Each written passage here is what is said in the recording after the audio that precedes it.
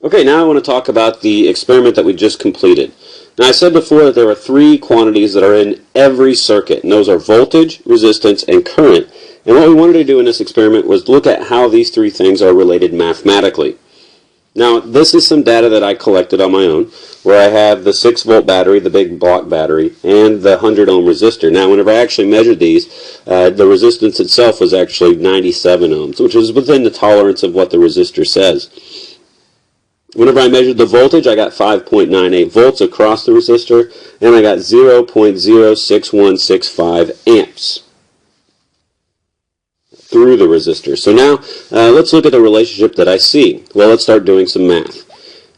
So I'm going to pull up my calculator here, and I look at here, and I'm going to start with these first two, and I'm going to see what it takes to get to the third one. So let's start with 5.98, and let's multiply that by 97. Okay, well that's 580, and that's not even close to my current. So let's go ahead and clear that, and let's start with a new one. Let's take 5.98, and let's divide it by my resistance, which is 97. And I get the resistance almost exactly. I mean, if I rounded this 4 right here up to, if I rounded this 4 up to that 5, then that would be almost exactly. So what we see is we see that the voltage, whenever I divide it by the resistance, gives me the current. Now this is called Ohm's law. So Ohm's law states that the voltage across the resistor in a circuit equals the current through the resistor times the resistance of that resistor. Now this is a very important law. We can use this to predict things that inside the circuit that we don't know, or to find those things out. So let's see, how does this apply to more complicated circuits?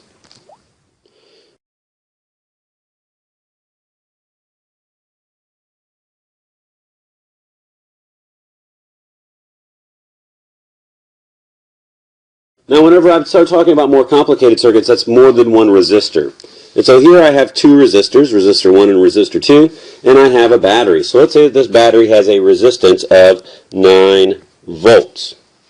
Now resistor 1 has a resistance of 3 ohms, and resistor 2 has a resistance of, let's say, 15 ohms. So I have these two resistances, and I have a 9-volt battery. So my voltage equals 3 ohms.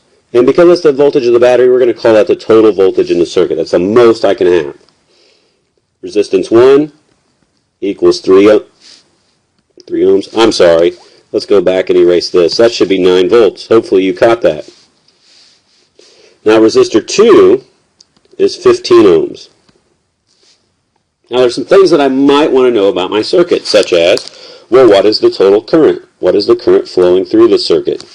I don't know that, but I might want to know.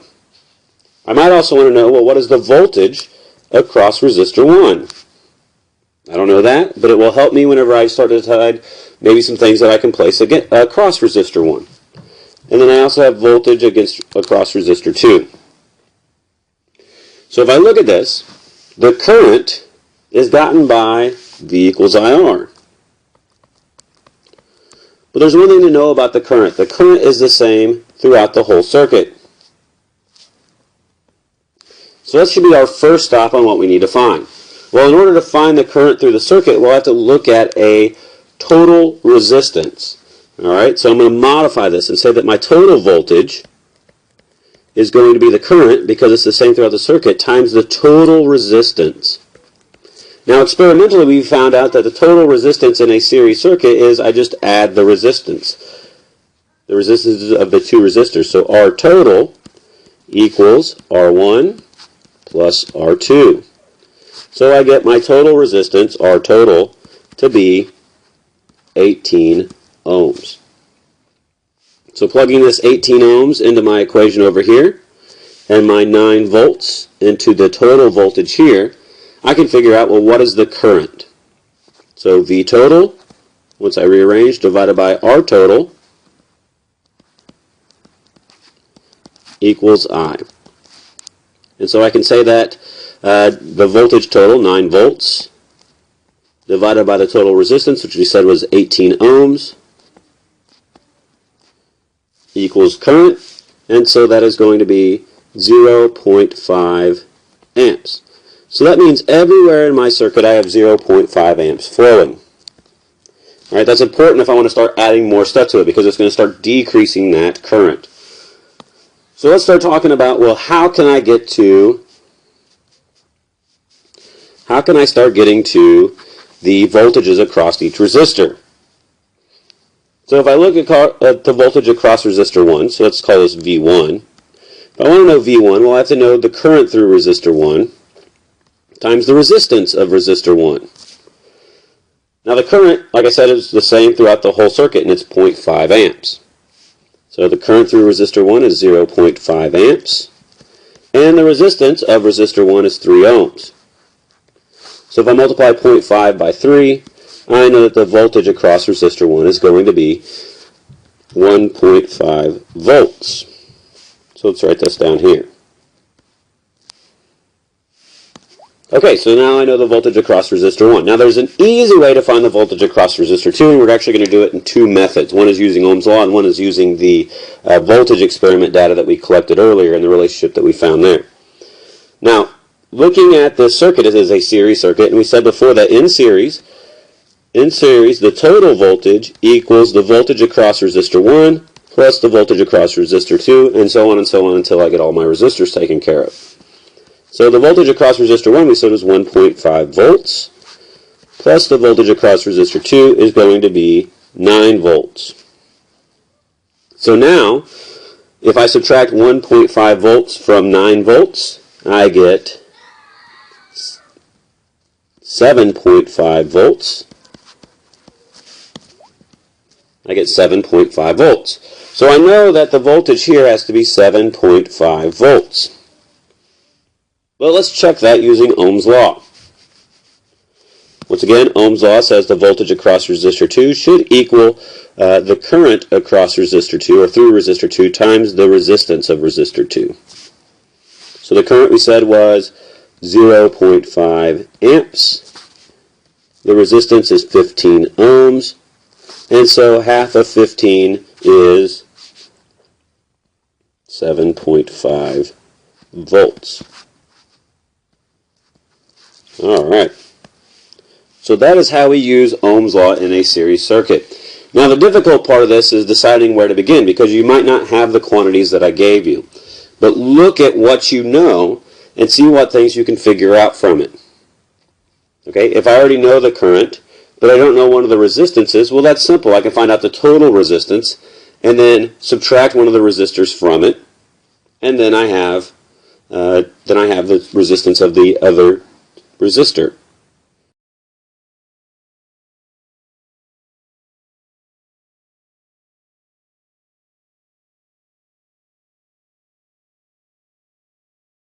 Okay, now I want to talk about Ohm's law in parallel. Now, when we talk about Ohm's law in parallel, we need to look at the total resistance again. Now, in Ohm's law in series, finding the total resistance was easy. We did it experimentally. It was easy to understand that I just add the resistances in series. Now, with parallel, though, it's a little bit harder to find using an experiment, but we can find it using Ohm's law. Now, I know that Ohm's law says that voltage equals current times resistance. Okay, and I also know that in a parallel circuit, then the current, I, from the battery, equals the current through resistor 1 plus the current through resistor 2. I'm sorry, let's erase that R. We don't need it. So now what I need to do is I need to look at, well, how does Ohm's law fit into this? So I'm going to rearrange Ohm's law here into solving for the current. I equals V divided by R. And I know that the battery voltage, so that's going to be V bat, divided by the resistance, the total resistance, R total, so the total voltage divided by the total resistance, is going to equal the voltage across resistor 1 divided by the resistance of resistor 1 plus the voltage across resistor 2 divided by the resistance of resistor 2.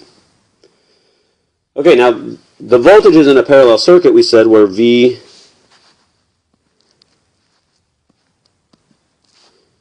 total equals V1 equals V2. So all of these are equal. All these on the top are equal. So I can actually cancel them out. If I divided both sides by the voltage, then they would cancel out. So let's go ahead and get rid of them because they cancel out. And what I'm left with on the top is 1 over the total resistance equals 1 over R1 plus 1 over R2. Now this is a little bit harder to calculate because now I need to have a calculator to figure out the total resistance. I can't just add them together in my head.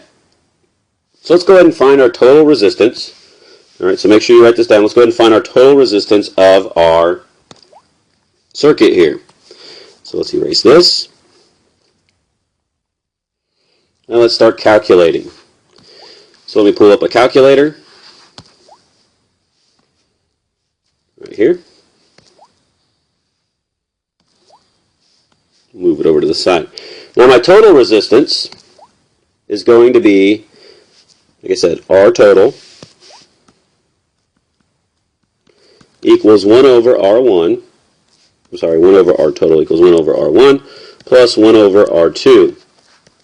So 1 over R1, that's 1 over 3 plus 1 over 15.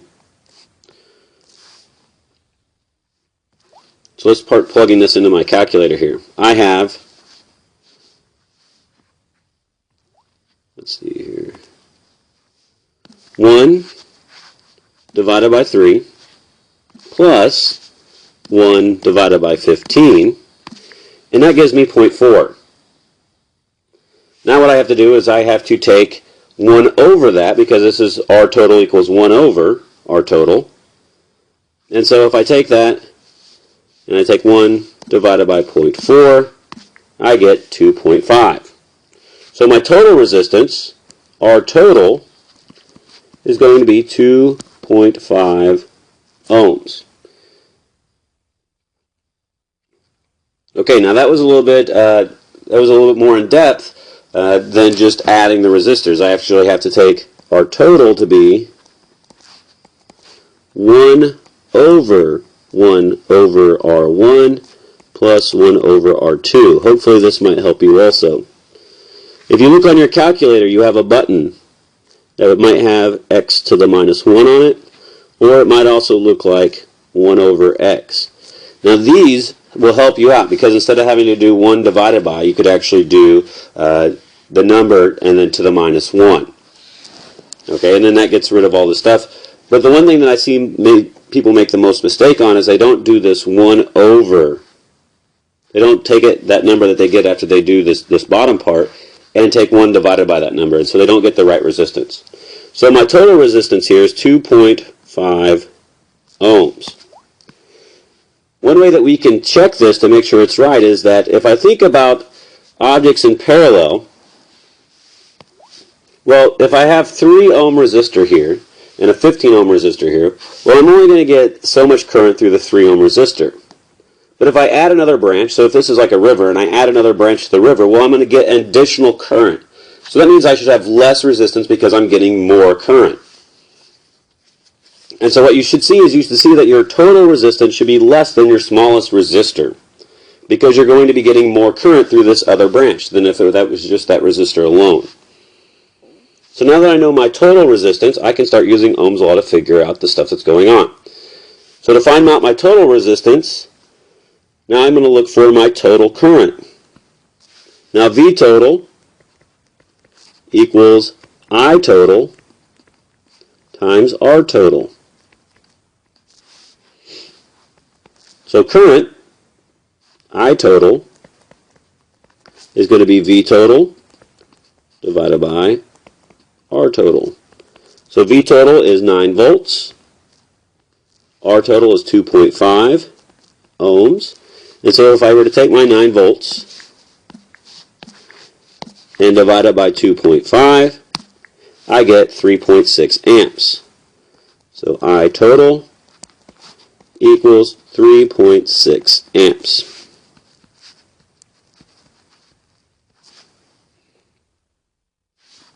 Good. So now, let's start calculating the current through each resistor. So let's start talking about I1 and I2. Now we know that the voltage across 1 in a parallel circuit means that the voltages across each resistor are the same as the voltages across the 9 volt. So voltage 1 is going to be 9 volts. Voltage 2 is going to be 9 volts also. And I know the resistance is 3 ohms and 15 ohms. So in order to find I1, well, that's going to be V1 divided by R1. So V1 is 9 volts. R1 is 3 ohms. And so the current through the first resistor is 9 divided by 3, which is 3 amps. So I1 is 3 amps. Now we can actually take this I1 plus I2 equals I bat, or I total, the total current. And so I get 3 amps plus I2 equals 3.6 amps. And so I2 then must be 0.6 amps. And let's check that using Ohm's law. So let's erase this. And using Ohm's law, I know that the voltage across resistor 2 is 9 volts. So V2 divided by R2 equals I2. Voltage 2 is 9 volts divided by 15 ohms. Calculator, 9 divided by 15.6 exactly. Alright, and so that's how we calculate both series and parallel circuits using Ohm's law and finding unknown values. Alright, get to work on your homework. If you have any questions, I'll help you out.